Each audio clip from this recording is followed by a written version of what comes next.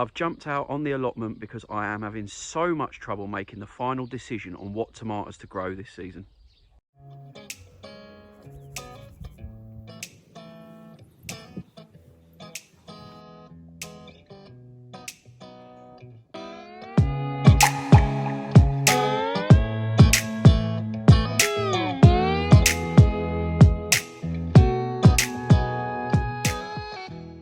Hello, my name is Alex and welcome back to my channel. If you aren't familiar, I am a vegetable grower here in the UK. I've got my own vegetable farm and I'm growing a CSA veg box service for this season.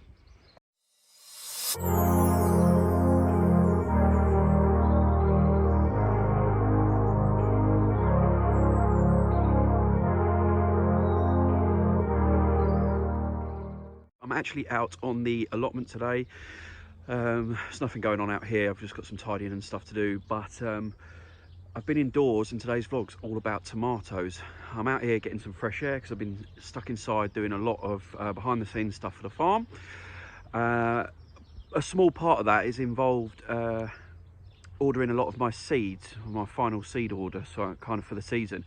And I've come across the point where I've got to finalise my tomato order. I've got the bulk of what I think I'm going to grow for this season, but I've got a couple of spaces in the lineup and I'm not sure what to do about it. I actually dropped the camera there. I'm not sure what to add to the final lineup is what I was trying to say.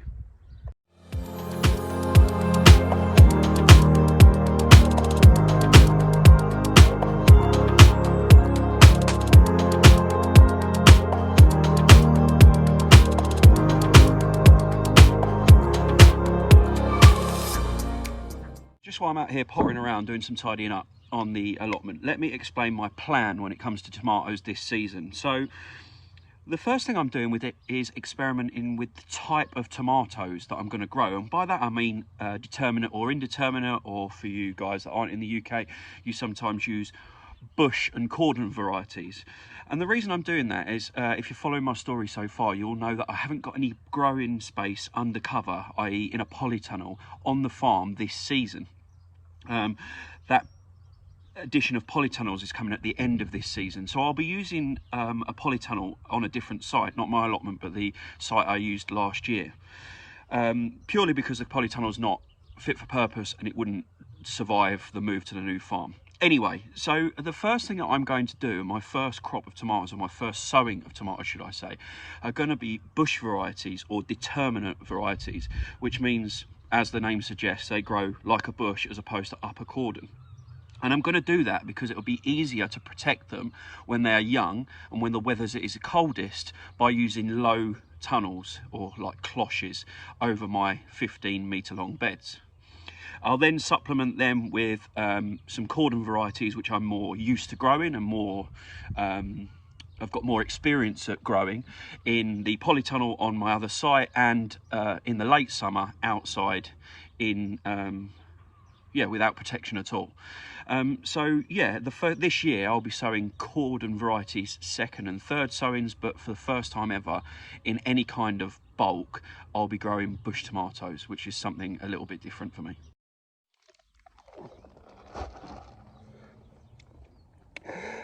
I'm pretty set on what cordon varieties I'm going to be sowing this season, or growing this season I should say, but sowing this month. And that's because, like I said, I've got loads of experience growing with cordon varieties. I've got some favourites of mine like Tigerella, Gardener's Delight and Moneymaker that have absolutely already made the list. I've got a couple of spaces for cordons. I like Midnight Delight, I think it's called. It's a sort of black cherry variety. Sun Gold will be in amongst it, and they're also going to try a variety called Honey. I'll stick it in the comments below, I can't remember, or down there on the screen or something, that Steve from Steve's Seaside Allotment suggests. It's like Sun Gold but less prone to splitting. So when it comes to the cordon varieties, I'm pretty set. But bush varieties, as I've said, I've got very little experience with. So I suppose my first question to you lot today is, have you got any experience of growing bush varieties? If you have you got any absolute must grows when it comes to the determinate tomatoes.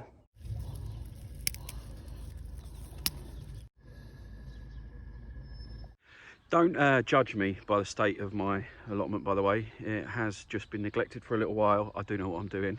Obviously, my time and effort has gone into the farm as opposed to on my allotment, but it is within the plan. So yeah, just grabbing some kales. If you'll have just seen some kalettes, sorry, these tiny little pretty things just to go with my dinner. It's still producing food. So I've got a couple of hands full of them for my dinner. Anyway, back to tomatoes. So yeah, my tomatoes, just in case you're wondering, are sow mid to late February. I do this pretty much every year. I'm lucky I've got the space indoors, under grow lights and with some heat to help them germinate, to be able to sow them this early. It doesn't give me a massive advantage when it comes to early tomatoes in the summer, maybe a few weeks early, but it's just another instance where I can get things going, I can get things underway without too much extra effort. And when I've got the quantity of sowing to do and get done between, you know, now and when the summer starts, all through spring, anything I can get out of the way in the quieter months will be great. So I'll get these tomatoes sown and out the way. Certainly those bush varieties, once I've decided and got those ordered in the next couple of days. And yeah, I'll take it from there. So they'll go on heat mats, as I said, to help them germinate, and then under lights to make sure they don't get too leggy. I'll sow them in little cells, and then I'll pot them on just once, nice and deep, so that they get that big root system, because you may or may not be aware that they'll put on loads of extra roots if you bury stem under the ground. So I'll create that big root ball ready for them to then be planted out in the field or in the polytunnel later in the season, or again in the field for my final sowing later in the year. Check this out. Well, there's an aeroplane going past, but while that's been really noisy, check this out. I've actually still got tomatoes on my plot, and it's the, what are we, 1st of February today. I mean, I'm not going to eat them. Oh. I've jumped inside because it's getting ridiculously cold out there. I'm just checking on my chilies, just moving them about a little bit to make sure they all get an equal amount of light. And it's nice and warm in here, so they're doing great. Anyway, back to tomatoes. I don't want you to think that I'm really lazy and just throwing out there what bush variety should I grow. I have been doing some research and reading up on certain varieties so far. So this is what I'm thinking at the moment. For a red cherry type, I'm thinking Garden Pearl, which is an extremely heavy cropper and looks a little bit like this. It says most people tend to grow it in hanging baskets or small containers, and it's suited for that, but it can be grown out in the field, so I'll have to see if that makes the shortlist after I've finished off my research. For a big meaty variety, I'm thinking something like this, which is Atlas F1. And then finally, to give it a little bit of variety, I'm thinking something like Baby Boomer and Golden Grape, just to give some variety on the table or in the boxes. Yes, so that's what I've got so far when it comes to determinate or bush variety tomatoes. I think I'm there or thereabouts, unless any of you have got any experience with better varieties or with those varieties that you didn't particularly like. That's it for today's vlog. I just thought I'd mind dump and share my tomato seed ordering thinking with you guys, for a little bit of interest and for some help and support. So thanks for watching, and I'll see you again in the next one. Bye.